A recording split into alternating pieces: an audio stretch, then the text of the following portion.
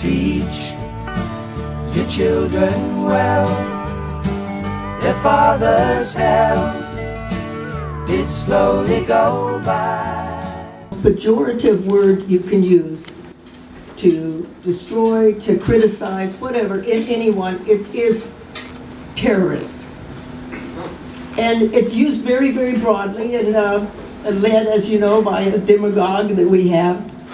And it's very imprecise. You may start out, there is terrorism, you may start out with something sort of concrete and defined, but you'll see, and you've seen it around you, then it begins to be used towards anyone you disagree with, towards any group that you're not comfortable with, anyone that makes waves in any kind of way.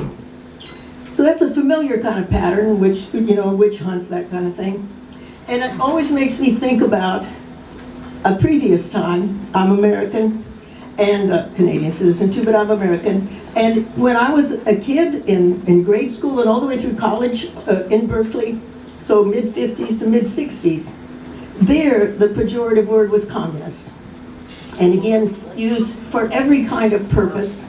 And there were together all kinds of sort of institutional and group kind of actions. I don't want to give you the whole sociology of the whole thing, but again, there were, for instance, the House Un-American Activities Committee, and people were called before inquiries, and they would be caused or asked to say, are you now or have you ever been a member of the Communist Party? Who do you know?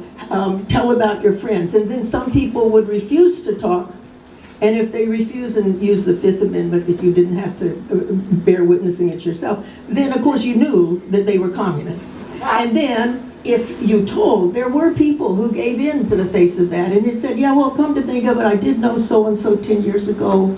They did go to some union meeting, you know, and the next thing somebody would be destroyed. And it was very wide through not just unions, but through schools, through any kind of public institution, all this kind of thing happened.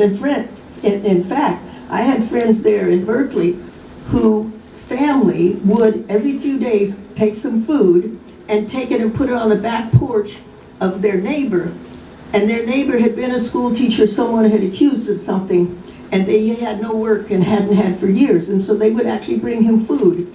They couldn't give it to him face to face. He found that too difficult, his pride, but they would do that. So that was the environment around you. And one of the things that's a spin-off is that you had to declare all the time that you were not a communist. So they had loyalty oaths, right? And loyalty oaths, very widespread. I think I even had to sign one when I was at Berkeley to be a monkey tester in a psychology lab. You know, you had to be loyal to the Americans. And there also were security checks, which we have now in certain circumstances, but they were again very broadly defined. Not just are you competent at something and you don't have a criminal record, but who did you know when? What meetings did you go to, etc. And I got the point, I was in a folk group and we were asked to play at a meeting of the local Democrats in San Diego, and the rich one of us was afraid she would be called a communist and not get into an Ivy League school. I mean, it percolated all the way down. And so it happened that my dad was in the kinds of fields where security checks were very much a part of things. He was in defense-related things. He worked for DuPont that had all the contracts for the Atomic Energy Commission and for building up the bombs. He was just sort of low-range engineer.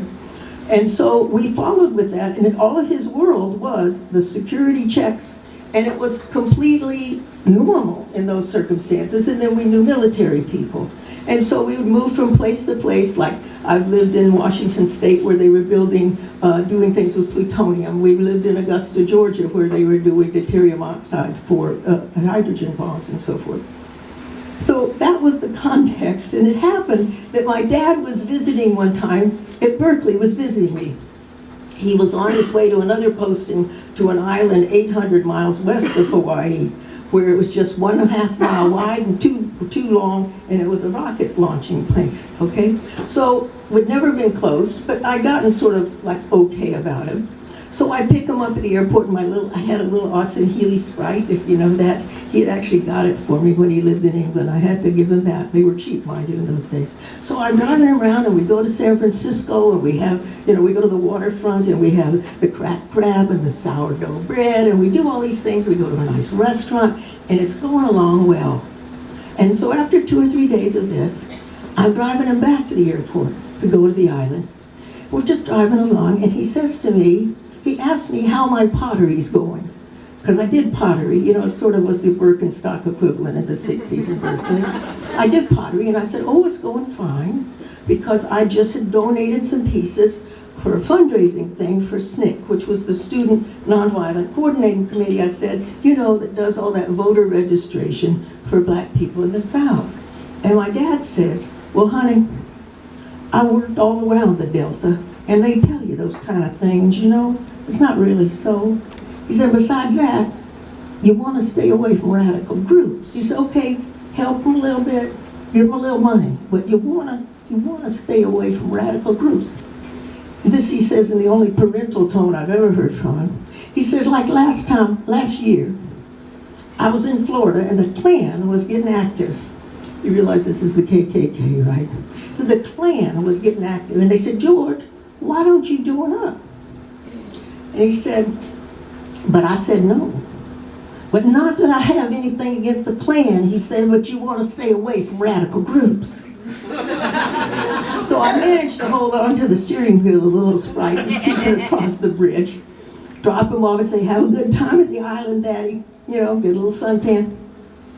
But as far as the parental advice goes, I look at me in the arrests in Berkeley for the free speech movement. I look at the women's movement. I look at the gay, movement, civil rights, and now environmental activism. And that was a piece of parental advice that I never have and never will follow. Thank you. So just look at them and sigh.